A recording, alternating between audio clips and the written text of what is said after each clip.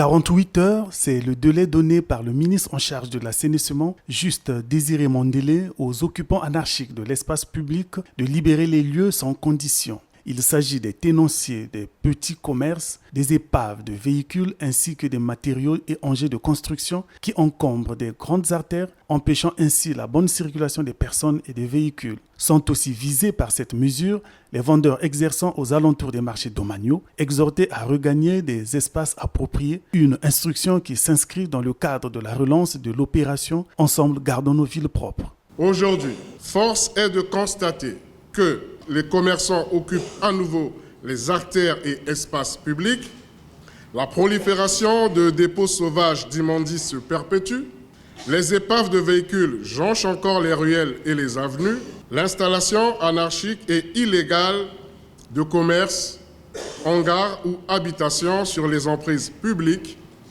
ainsi que les installations des matériaux de construction et des produits de démolition se poursuivent. Ainsi, à l'occasion du lancement de la dite opération spéciale, ce samedi 5 juillet 2025, premier samedi du mois de juillet, je vous enjoins à demander aux populations et aux commerçants de libérer les espaces publics occupés de manière irrégulière. Trottoirs, carrefours, ronds-points, places publiques, à bord de route. Identifier, retirer et mettre en fourrière les épaves de véhicules abandonnés. Procéder à l'évacuation des ordures. Impliquer systématiquement les populations dans une dynamique collective de salubrité, de civisme et d'embellissement des villes. Cette opération, prélude à la célébration du 65e anniversaire d'accession de la République du Congo à l'indépendance, vise à assainir la ville plongée dans l'insalubrité avec des tas d'immondices qui jonchent les différentes avenues. À l'occasion du sommet des 3 bassins des écosystèmes, de biodiversité et des forêts tropicales à Brazzaville, nous avions ensemble lancé le 29 octobre 2023 l'opération Ensemble, gardons nos villes propres. Cette opération visait à libérer les artères et espaces publics, autrefois occupés anarchiquement par les commerçants et bien d'autres usagers de la route. Ainsi, nous avions instruit ces derniers à libérer ces espaces et à regagner les marchés domaniaux. Ceci à la satisfaction de tous les citoyens. Dans la même perspective, nous avons effectué une opération de déguerpissement et d'enlèvement des épaves de véhicules dans la ville capitale. De plus, lors de l'opération citoyenne de salubrité publique, instituée par la circulaire 0012/PM-CAP du Premier ministre chef du gouvernement, nous avons sensibilisé les populations sur la nécessité de maintenir la culture de la propriété durable dans nos communautés.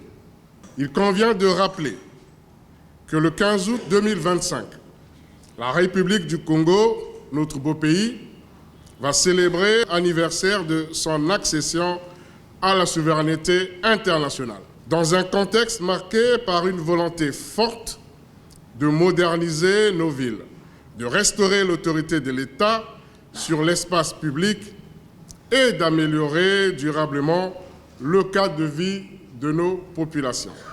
Cette reprise de l'opération Ensemble gardons nos villes propres a été annoncée au travers d'une communication faite entre autres devant les administrateurs maires de Brazzaville, les responsables de la force publique et des comités de marché domaniaux. Ces autorités ont été instruites à s'impliquer pour l'effectivité de cette opération. Une instruction venant de la hiérarchie ne peut et ne saurait être remise en cause.